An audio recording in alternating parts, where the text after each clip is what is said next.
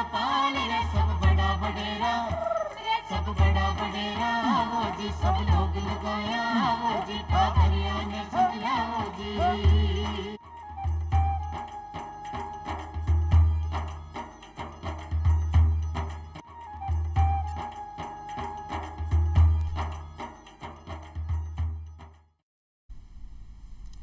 ग्रामीण भाइयों, किसान भाइयों, राम राम। ग्रामीण भाइयों, आज शिक्षक दिवस है। ई वास्ते सारा लोगान शिक्षक दिवस की बहुत बहुत शुभकामनाएं, बहुत बहुत बधाई। आज चौपाल में आप बात करांगा केवल शिक्षा की। शिक्षा से क्या गुणात्मक सुधार हुए, क्या आपने टाबरन की शिक्षा दी जा सके, या क्या आपने देश को भविष्य उज्जवल बनाया जा सके। यानी शिक्षक देश को भविष्य है। ई बात पर चर्चा करांगा और शिक्षा कहीं आगे बढ़ाई जा। ई वास्ते चौपाल में आज दो शख्सियत आई है आपने शिक्षा जगत की। मैं आपने ओळखान करा दूं। पहला है आप प्रधानाचार्य हैं श्री सुरेंद्र कुमार जी डूडी, महात्मा गांधी राजकीय विद्यालय मोहनपुर भामरवासी झुंझुनू में कार्यरत हैं। डूडी साहब, चौपाल में बहुत बहुत स्वागत है साहब। और दर्शकों, दूसरी शख्सियत खेल जगत की, यानी शिक्षा से जुड़ी शारीरिक शिक्षक है डॉक्टर पवन कुमार भास्कर। आप राजकीय राजस्थान उच्च माध्यमिक विद्यालय बजाजनगर जयपुर में कार्यरत है। भास्कर साहब, चौपाल में आपको बहुत बहुत स्वागत है साहब। पहले तो मैं दोनों आप लोगों, क्योंकि आप राजस्थान शिक्षक सम्मान से सम्मानित हो, दर्शकों में बता दूं कि डूडी साहब 2020 में शिक्षक सम्मान से सम्मानित हैं। इस वास्ते आपने बहुत बहुत धन्यवाद। और आप भास्कर साहब 2022 में सम्मानित है। इस वास्ते आपने भी बहुत बहुत धन्यवाद। डूडी साहब, बात करा आपा शिक्षा जगत की। शिक्षक एक देश को भविष्य के तरीके से बना सके, मोटी मोटी बातों की जानकारी जी। सबसे पहली तो डीडी राजस्थान के जितने भी दर्शक हैं उनको शिक्षक दिवस की ढेर सारी बधाइयाँ, मोकड़ी मोकड़ी शुभकामनाएं। I wish you very very happy teachers day to all the viewers of DD Rajasthan. फिर पूर्णजी का जो क्वेश्चन है कि जैसे कहीं शिक्षक देश को भविष्य कहीं कहो जाए, यह बातें किताबों में बहुत पढ़ने मिले है कि शिक्षक देश का भविष्य निर्माता है। कहीं आए बहुत सी बार कोटेशंस पढ़ने को मिलते हैं कि किसी भी देश का भविष्य उसके कक्षों में निर्मित हो रहा है। जब मैं बीएल स्कूल बगड़ का स्टूडेंट हुआ करता था तो हमारे एक इंग्लिश टीचर्स थे, वो बहुत बार कहा करते थे, बेटा अगर आप शिक्षक बनना चाहते हो तो आपको बहुत सावधान रहना है, सचेत रहना है, सजग रहना है। एक डॉक्टर की गलती पेशेंट के खत्म होते ही उसके साथ भुला दी जाती है। एक इंजीनियर की गलती एक खूबसूरत और भव्य इमारत के गिरने के कुछ दिन बाद ही भुला दी जाती है। लेकिन एक शिक्षक की गलती एक राष्ट्र को तबाह कर सकती है। अर्थात शिक्षक की ड्यूटी, उसकी कर्तव्य निष्ठा, उसकी कर्तव्य परायणता, उसका कमिटमेंट बहुत अलग हटकर है। उसमें राष्ट्र भक्ति होनी चाहिए, उसमें बच्चों के प्रति प्यार होना चाहिए, उसे बच्चों को सही सूचना देनी चाहिए ताकि आगे चलकर बच्चे बहुत अच्छा कर सकें। किसी भी राष्ट्र के लिए बहुत ज़रूरी है। और आज दुनिया के जितने भी एडवांस कंट्रीज़ हैं जो आगे राष्ट्र चल रहे हैं, वहाँ देखिए वहाँ के टीचर्स वास्तव में बहुत अच्छा कर रहे हैं अपने बच्चों के लिए। और जहाँ जैसे जापान ले लीजिए, इंग्लैंड ले लीजिए, तो जहाँ टीचर्स बहुत अच्छा कर रहे हैं, सेंस ऑफ ड्यूटी से काम कर रहे हैं, कर्तव्यनिष्ठ होकर काम कर रहे हैं, वहाँ के बच्चे जो हैं वो अलग तरह के बनते हैं। आज हम चांद पे पहुँचे हैं तो चांद पे किसी शिक्षक के बिना थोड़े ही पहुँचे हैं। आज जो भी कोई वैज्ञानिक, इंजीनियर, डॉक्टर बहुत अच्छे अचीवमेंट्स, उपलब्धियाँ जो हासिल कर रहे हैं, उनके पीछे निश्चित रूप से एक शिक्षक है। इसलिए बिल्कुल सही लिखा है, सही कहा गया है और कि शिक्षक देश के भविष्य निर्माता हैं। जिस देश में जैसे शिक्षक होंगे वैसे ही बच्चे मोल्ड होंगे, बच्चे बनेंगे। बच्चे तो साइकोलॉजी में लिखा है कि बच्चा एक खाली स्लेट की भांति होता है, उस पर अंकित किया जाता है उसके शिक्षक और शिक्षकों के द्वारा। उसकी योग्यता होती है, बुद्धि लब्धि उससे जन्मजात मिलती है, लेकिन जैसे शिक्षक उसको मिलते हैं, जैसे शिक्षकों के पास वो पलता है, शिक्षा पाता है, वो वैसा ही बन जाता है। और वैसे बन जाते हैं वो देश भी वैसा ही बन जाता है। तो दर्शकों, बात डूडी साहब आप बात बताइए कि एक शिक्षक, मेरी समझ में कई दिन तक एक शिक्षक क्लास में गए है तब हमारा वैज्ञानिक चांद पर जा पाया है। क्यों जी बात करा भास्कर साहब आपसे कि एक शिक्षक शिक्षाऊं और आप चूंकि शारीरिक शिक्षक हो जी, तो शिक्षा मानसिक संतुलन यानी कि एक स्वस्थ मस्तिष्क में और अच्छो मतलब दिमाग हो गए, अगर आदमी स्वस्थ रहसी तो अच्छी शिक्षा ग्रहण करसी। तो इम आप ये बतानी चाहो अभी। देखियो साथियों, सबसे महत्वपूर्ण बात यह है अपने कि कोई भी चीज निर्धारित कद करी जागी जद उनको उपयोग वैगो। जद खेलते वक्त ग्राउंड के अंदर अलग अलग सिचुएशन बनती हैं, इसमें बच्चे का बौद्धिक विकास भी होता है, शारीरिक विकास भी होता है, सामाजिक विकास भी होता है। कैसे होता है इसका मैं बताऊं आपको। एक वॉलीबॉल प्लेयर है, वो मैदान में खेलता है, बॉल किधर से आएगी, अपने को कहाँ उसको रिसीव करना है। दूसरे टीम स्पिरिट इसलिए होती है कि एक बॉल लिफ्ट करता है, दूसरा उस पर स्मैश करता है, तीसरा उसको ब्लॉक करता है। तो हर सिचुएशन में एक सामाजिक भावना तो ये हुई कि वह पूरी टीम एक साथ खेलती है। इंडिविजुअल बौद्धिक विकास ऐसे हुआ कि बॉल कहाँ से आएगी, मुझे कहाँ रिसीव करनी है, ये उसका रिएक्शन एबिलिटी है, इससे बौद्धिक विकास होता है।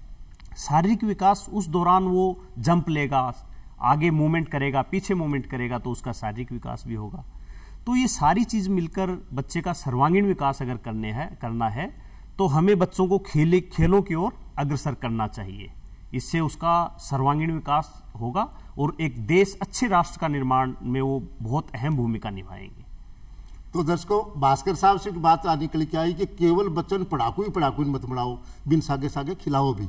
यानी एक निश्चित टाइम तक बिन पढ़ानो है, बिन बाद में खिलानो है, थोड़ो काम भी करानो है और बिन घर का काम भी सिखाना ही। केवल बिन पढ़ाई और खिलाई में भी नहीं, बिकी सामाजिक दायित्व में भी वन बिने बताना ही। मैं बात सुरेंद्र कुमार जी आप पूछनी चाहूँ कि आप चूंकि शिक्षक सम्मान से सम्मानित हो या 2020 में आप इस के काम करियो कि तमाम जगह शिक्षा जगत का शिक्षक वे करें तो आपनो राजस्थान, आपनो भारत देश शिक्षा बहुत आगे चलो जा। आप क्या सुझाव देना चाहोगा?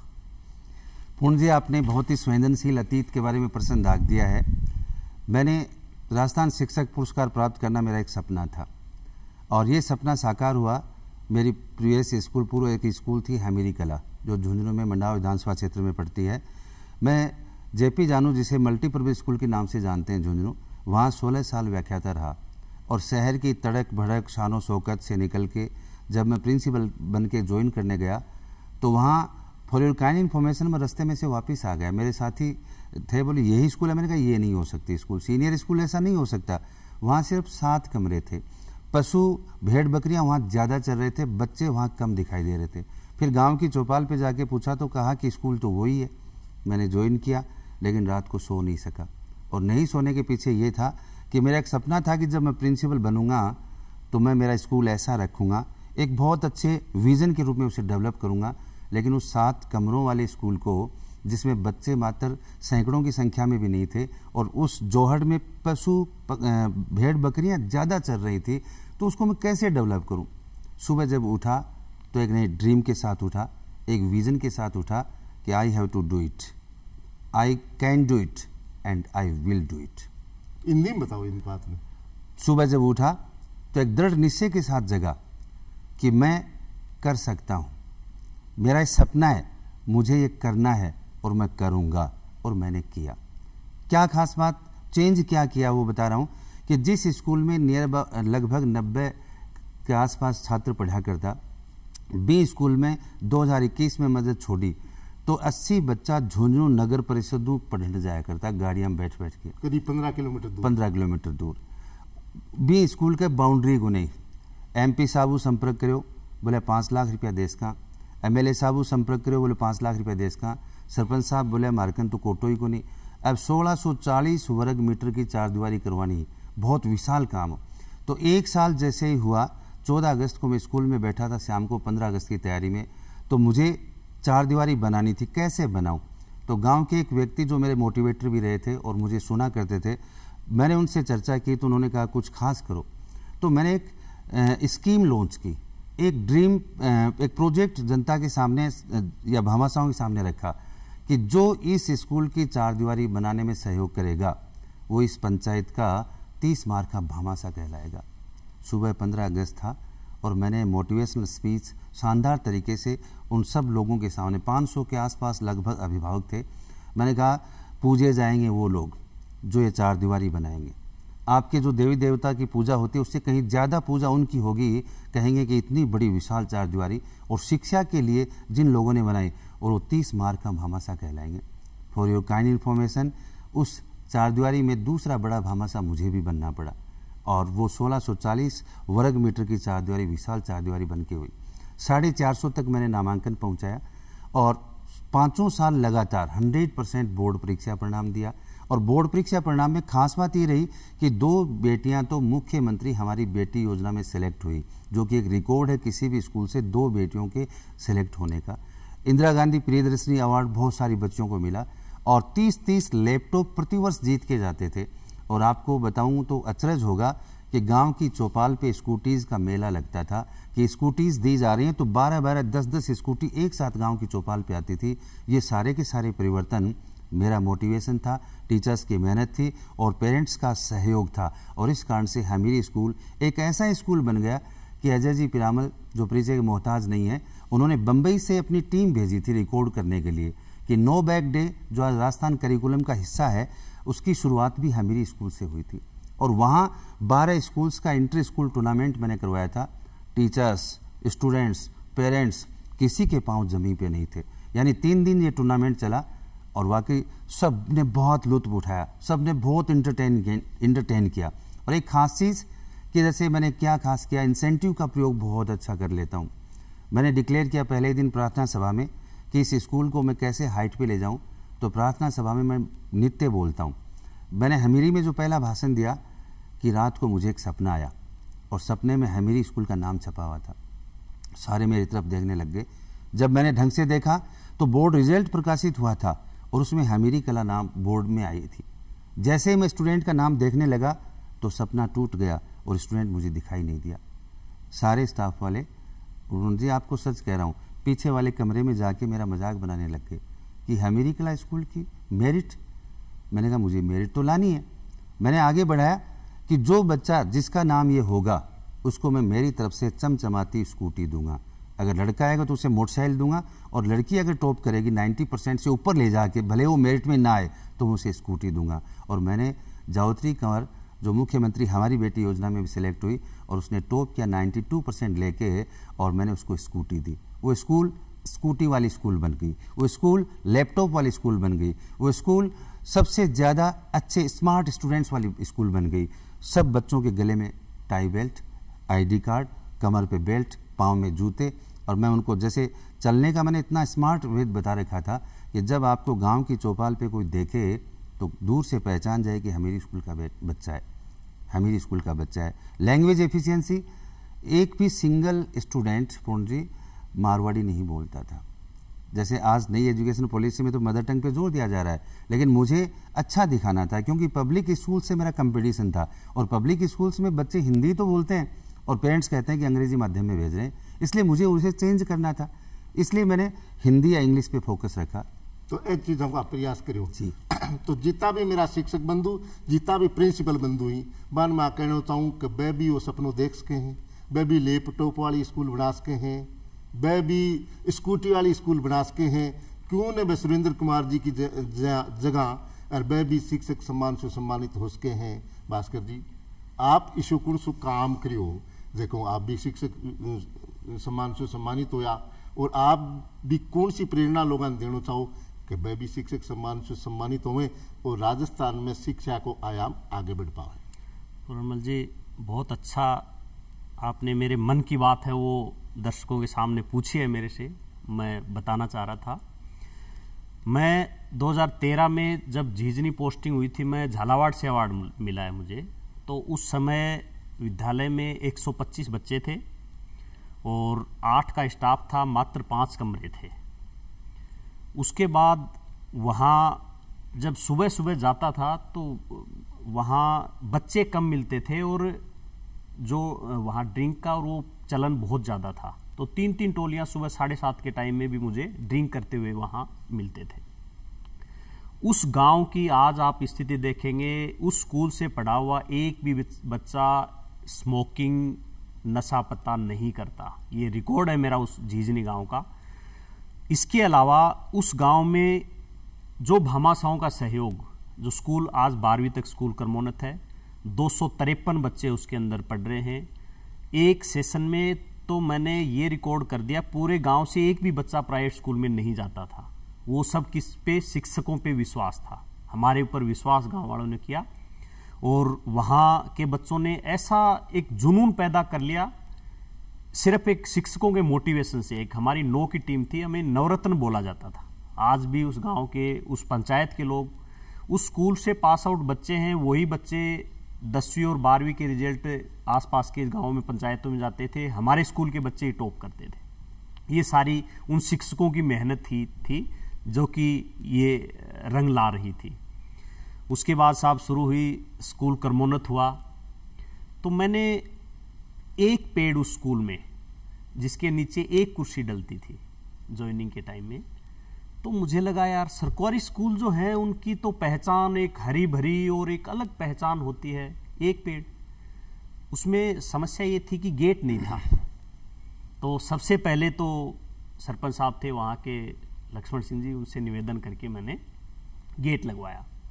आज उसके अंदर 135 पेड़, प्लांट्स नहीं, पेड़, जिनके अंदर आप एक क्लास बैठा सकते हैं, ये पेड़ उस 10 साल के अंदर लहला रहे हैं। वो गांव वालों की, बच्चों की मेहनत। और टावर कितना हो गया? 253 बच्चे हैं। 253 बच्चा। हाँ जी। तो दर्शकों, जहाँ 9 रत्न कहलाया तो कोई ज्यादा रत्न भी बन सको के। मैं शिक्षा कहना चाहूँ, अगर शिक्षा को समाज की दिशा मोड़नी है तो 9 रत्न आगे रत्न भी बढ़ सको हो। आपने राजस्थान का शिक्षा सचिव आकई के टाबर है, ए टाबर कोई कोई का सपना है, ए टाबर कोई का सपना है। तो इस सपने में साकार सिद्ध क्या करो जा सके, आप प्रिंसिपल होने के नाते बताओ। नवीन जी जैन जो हमारे शिक्षा के विभाग के मुखिया हैं, उनका एक कोटेशन स्टेटमेंट बहुत अच्छा लगा और मैं इससे बहुत प्रेरित भी हुआ कि क्लास में बैठा हुआ एक बच्चा नहीं है, वो एक अपनी दुनिया है। ये 95 लाख जिनको बच्चे कहते हैं, ये 95 लाख सपने हैं, ये 95 लाख नई दुनियाएं हैं। हर बच्चे का, हर पेरेंट्स का एक सपना होता है। आज देखिए समाज में कि ज़्यादा बच्चे तो होते ही नहीं है, 1-2 बच्चा होता है। हर माता पिता अपने बच्चे के प्रति बड़ा सेंसिटिव होता है। वो चाहता है कि उसके बच्चे की शिक्षा बहुत अच्छी हो, वो अच्छे गुरुजनों के पास पले बढ़े, और हर बच्चे में एक अद्वितीय योग्यता भी होती है। हो सकता है कि प्रत्येक बच्चा वैज्ञानिक ना बन सके, प्रत्येक बच्चा डॉक्टर ना बन सके, प्रत्येक बच्चे में इंजीनियर बनने की क्वालिफिकेशन ना हो, लेकिन जैसे भास्कर जी वाली टीम है, किसी में बहुत अच्छा क्रिकेट हो सकता है, बहुत अच्छा फुटबॉल हो सकता है। और इसलिए निश्चित रूप से उन बच्चों को तराशा जाए, उनको मोल्ड किया जाए, उनकी अभिवृत्ति और अभिरुचि को समझा जाए, और उसके अकॉर्डिंग उनकी रुचि को जानते हुए अगर उन्हें गाइड किया जाए और काउंसिल किया जाए तो निश्चित रूप से प्रत्येक बच्चा एक ड्रीम, एक सपने के रूप में साकार होगा। चलो एक लगती बात और बता दो कि देखो रुझान का प्राइवेट, अब मैं तो कुछ सरकारी चीज में आवे, राजस्थान सरकार की, भारत सरकार की उम्दा स्कीम, उम्दा योजना आपको लाभ मिले तो नामांकन क्यों बढ़ाया जा सके सरकारी स्कूल में, एक जानकारी दी जा। बहुत अच्छा प्रश्न है, और मुझे जितने भी मेरे दोस्त जानते हैं, जितने भी शिक्षक समुदाय के लोग जानते हैं, जितने अभिभावक जानते हैं, सब एक ही बात कहते हैं, दिल से कहते हैं, मन से कहते हैं, खुल के कहते हैं कि डूडी जी अगर आप जैसे सारे टीचर हो जाएं, प्रिंसिपल हो जाएं, तो private school with in year बंद हो जाएं। कैसे कहते हैं? मैंने 4 स्कूल अभी तक चलाई हैं प्रधानाचार्य ग्रुप में। हमेरी जहाँ 100 से 451 नामांकन, ढींगड़िया सूरजगढ़ के पास इंटीरियर में गया, वहाँ भी मैंने 200 से 350 का नामांकन विद इन 9th मंथ, 9 महीने के कार्यकाल में किया। लांबा में 9 महीने रहा, और वहाँ एक बहुत बड़ी फोटो छपी थी कि एक ही दिन में 7 जुलाई को 111 नए बच्चों को माला पहनाकर वेलकम किया था, और उन 111 में से 101 बच्चे प्राइवेट स्कूल से, पब्लिक स्कूल से, इंग्लिश मीडियम स्कूल से आए थे मेरे पास। और आज जिस मोहनपुर में मैं नौकरी कर रहा हूँ, यहाँ 139 बच्चे थे पिछले साल, और अब लगभग 250 के आसपास बच्चे हैं। आपको कौन कहता नामांकन नहीं बढ़ सकता? ऐसा हो ही नहीं सकता कि नामांकन नहीं बढ़े। मैंने आपको 4 एग्जाम्पल दिए हैं। हमेरी को बाई लक कहते थे, सर्कमस्टांसेस कहते थे, लेकिन 3 और भी तो एग्जाम्पल दिए मैंने। साथ साथ एक भी स्कूल मेरा ऐसा नहीं रहा पूर्णमल जी जहाँ कैब्स नहीं चली। आज आप देख सकते हैं, पूछ सकते हैं, मोहनपुर में 7 कैब चल रही हैं जो 10 किलोमीटर के एरिया से बच्चों को लेके आती हैं। मैंने तो किसी कैब ड्राइवर से संपर्क नहीं किया, किसी अभिभावक को मोटिवेट नहीं किया। मैं मेरी ड्यूटी बहुत अच्छी करता हूँ। पूरा टाइम देता हूँ। एक T3 फैमिली में जिसका जिक्र कर रहा था, टीचिंग टाइम एंड टेंशन, वो एक बहुत बड़ा है। नामांकन बढ़ाने के लिए इसको काम में लिया जाना चाहिए। फर्स्ट ऑफ ऑल जो लीडर होता है, प्रिंसिपल होता है, उसको टीचिंग को एक सैंपल के रूप में प्रस्तुत करे अपने टीचर्स के सामने कि कैसे बच्चों को पढ़ाया जाए, कैसे टीचिंग लर्निंग में कन्वर्ट हो। सबसे पहला तो ये डोनर पे टाइम, आपको टाइम देना पड़ेगा। हम 6 घंटे की जो नौकरी करते हैं, 7:30 पहुंचते हैं और 1 बजे घंटे का वेट करते हैं, घर आ जाते हैं, नामांकन कभी नहीं बढ़ सकता। आपको एक्स्ट्रा टाइम देना पड़ेगा। 46 दिन की जो हमारी छुट्टियां हुई थी, मैं हमीरी का जिक्र कर रहा हूं, तो 46 दिन में से मैं 52 दिन उस स्कूल में गया था। आप कहोगे 52 कैसे हो गए? क्योंकि कई बार दोनों टाइम भी गया था। इसके अलावा कोई भी संडे आज तक मेरा ऐसा नहीं रहा जिस दिन मैं स्कूल नहीं गया और मैंने क्लास नहीं लगाई, एक्स्ट्रा क्लासेज। तो ये सब नामांकन तब बढ़ेगा जब आप टाइम देंगे। इसके अलावा टेंशन्स, आप एक टीचर को, एक शिक्षक को टेंशन जरूर लेना है, पेन लेना है। उसे पेन नहीं लेगा, रिस्क नहीं लेगा तो बच्चे नहीं पढ़ेंगे। और पेन का सीधा सा अर्थ यह है कि उसे जिम्मेदारी बतानी पड़ेगी कि मैं जिम्मेदार हूं, मैं आपके बच्चे को अच्छी शिक्षा दूंगा और दिलाऊंगा, मैं आपके बच्चे की आपके घर से ज्यादा अच्छी केयर करूंगा। अगर ये सारे टेंशन्स और पेन से एक टीचर, एक लीडर लेता है तो ऐसा हो ही नहीं सकता कि नामांकन नहीं बढ़े। तो बिल्कुल जहाँ डूडी जी बताई वो काम कर लो भाई। प्रिंसिपल लोगो, शिक्षक लोगो, प्रिंसिपल आप भी हो, शिक्षक आप भी हो, डूडी जी भी है, तो तमाम डूडी जी की तरह काम करांगा तो आप नाम ऊंचो हो जाओगे, बच्चा बहुत अच्छी तरह से पढ़ पाऊंगा। भास्कर जी, शिक्षा के साथ में खेल जगत में राजस्थान में जनसंख्या खूब है और खेल की स्थिति ज्यादा कोई चौखी को नहीं, तो के तरीके से खेल की स्थिति में इजाफो करियो जा सके, सुधार करियो जा सके, खेल में जोड़ा जा सके। पूरनमल जी, सबसे महत्वपूर्ण बात यह है कि जो शिक्षा जै हिसाब हूँ आप बढ़ाव दे रहा हूँ चीज़ ने कि पढ़ाई को एक बहुत बड़ो रीजन है कि अगर बच्चों 1 घंटे भी स्वास्थ्य ने देगो, शरीर ने देगो, उनकी नो बैग डे कर रखो है कि भाई उन दिन आपा ने खेलनू ही खेलनू है, मस्ती करनी है, भले 0 पीरियड कर दो, बच्चा ने खेल एक कहीं की गतिविधि है जो वो मन हुई इन्वॉल्व है उनके अंदर, तो उन्हें खेलने के लिए अपॉर्चुनिटी दी जा। प्लस उनके साथ साथ मैं तो यह बताऊं थाने कि मेडिकल सुविधा है हमने कम करके अगर स्वास्थ्य की तरफ आप बढ़ाव देंगा, खेला की तरफ टावरान जोड़ांगा, तो अपन मेडिकल सुविधा की जरूरत ही कौन पड़ेगी। ये जो मोटो बजट अपन मेडिकल पे देना पड़े है, स्वास्थ्य सुधार के लिए देना पड़े है, ए की बजाय हर स्कूल में खेल मैदान तैयार कर दो, हर पंचायत में खेल मैदान तैयार कर दो और हुन में टावरा ने जोड़ो, लगातार टाबर पसीनो बहाऊंगा तो डेफिनेट वह पढ़ाई में भी अच्छा रहेगा। ए के अलावा वह अपनों खेला को जो प्रदर्शन है वो बेहतर करके जो राष्ट्रीय और अंतर्राष्ट्रीय स्तर पर भी खेला में आपकी छवि है वह बढ़ाऊंगा राजस्थान की। तो कहने का मतलब है खेल से जोड़ना जरूरी है। बिल्कुल बिल्कुल, अच्छी बात। पूर्ण जी, मैं भी कुछ ऐड करना चाहूंगा। खेल ना केवल विकास के लिए जरूरी है, बल्कि अभी आपने जो प्रश्न पूछा था नामांकन में भी सहायता करते हैं। मेरे पास जिस स्कूल का मैं जिक्र कर रहा था, स्कूल परिसर में 7 प्ले कोर्ट्स थे, इवन बास्केटबॉल कोर्ट जिसमें मैं खुद भामासा था, तो 7 जो प्ले कोर्ट्स थे, देखते ही स्कूल का आकर्षण अलग प्रकार का। और बच्चा क्या चाहता है, मेरे एक अधिकारी आए थे, मुझे आज भी याद है, उन्होंने कहा कि जब कोई मध्यांतर में आपका अधिकारी विजिट करे और अधिकांश बच्चे खेल रहे हैं, इसका मतलब स्कूल श्रेष्ठ है। बिल्कुल, इसका मतलब स्कूल श्रेष्ठ है। इसलिए खेल, मैं कहता हूं आज भी जैसे मैं यहां बैठा हूं, लेकिन मेरे स्कूल की चाबी मेरे बच्चों के पास है। मैंने जो TT court, badminton court, volleyball court तैयार कर रखे हैं, तो वो टीम्स आती हैं शाम को, खेलती हैं। पीईटी अगर उपलब्ध नहीं भी होता है तो खुद बच्चे सेल्फ डिसिप्लिन दिखाते हुए खेल के जाते हैं। तो बताओ, आप शिक्षक और अभिभावक और शिक्षार्थियों के संदेश देना चाहो, अच्छी तरीके का संदेश। अभिभावकों के लिए तो ये कि आप अपने बच्चों के केयर करें, उन्हें नित्य आधा घंटा दें, पास में बैठें, उनका होमवर्क चेक करें, स्कूल से लगातार टच में रहें, उन पे अपने अधूरे सपने थोपें नहीं, बल्कि उनका रुचि, उनकी एप्टीट्यूड, उनका एटीट्यूड, कैसी रुचि है, कैसी योग्यता है, उसके अकॉर्डिंग उसे गाइडेंस दें, काउंसलिंग दें, और उसमें तनाव में बिल्कुल नहीं आए, इसके लिए उसे फ्री एजुकेशन दें, उसकी रुचि पहचाने, रुचि जाने। डूडी जी, एक चीज और मैं जानना कि बनावटीपन बिल्कुल खत्म होना चाहिए, वास्तविकता क्या होनी चाहिए। वास्तविकता में लोग शिक्षार्थी, अभिभावक, बनावटीपन भी बहुत तकड़ो चाल रही है, तो बनावटीपन दूर होवे, शिक्षा अच्छी होवे, अभिभावक जुड़े, शिक्षार्थी जुड़े, ये वास्ते कोई सुझाव?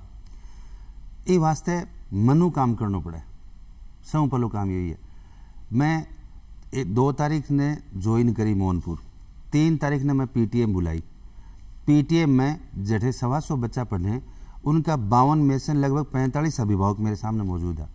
लेकिन कारण क्या था, मैं 2 ने ज्वाइन करी, शाम की स्टाफ की मीटिंग ली कि एक्स्ट्रा क्लास, बोले सर ऐसे चलन को नहीं, आज तक हुई को नहीं। मैंने कहा कल से शुरू करनी है, कोर्सेज बहुत पीछे हैं। तो बोले सर मैं तो पढ़ा दूंगा लेकिन बच्चा को नहीं आऊँगा। मैंने कहा बच्चों की मेरी जिम्मेदारी है। 32 में से पूर्ण जी 31 बच्चे सुबह क्लास में बैठे थे और 5 मिनट पहले आए और क्लास शुरू हो गई। अभिभावकों ने सोचा कि वाकई कोई है जो आपके बच्चों की केयर करेगा, आपके बच्चों को शिक्षा देगा, आपके बच्चों का भला चाहता है, और इसलिए 52 में से 45 अभिभावक पहली पीटीएम में आए। आप पीटीएम में बुलाओ, मन से बुलाओ, फ़ोन करके बुलाओ, उनके घर चले जाओ, कभी कभार जरूर जाना चाहिए, उनके घर फ़ोन करके देखना चाहिए कि बच्चा क्या कर रहा है, बच्चा पढ़ रहा है नहीं पढ़ रहा, खेल के मैदान में गया है नहीं गया प्रैक्टिस करने के लिए। अगर जैसे मैं सीधा सा बताऊं कि मेरे पास 250 बच्चे हैं पूर्ण जी, आप सोच नहीं सकते, तो 250 बच्चों को मैं नाम से बुलाता हूँ और 250 में से 125 बच्चों के अभिभावकों को जानता हूँ। तो कहने को मतलब है कि सच्चे मनुष्य प्रयास जी, तभी हो सकता है। हाँ, तो डूडी साहब आप चौपाल में पधारा और शिक्षा जगत की जानकारी दी, आपको बहुत बहुत धन्यवाद। भास्कर साहब आप भी पधारा, आप सारी शिक्षा जगत की जानकारी दी, आपको भी बहुत बहुत धन्यवाद। आज अपनी चौपाल को टीम अट्ठाई खत्म हुआ है, चला राम राम साहब। राम राम।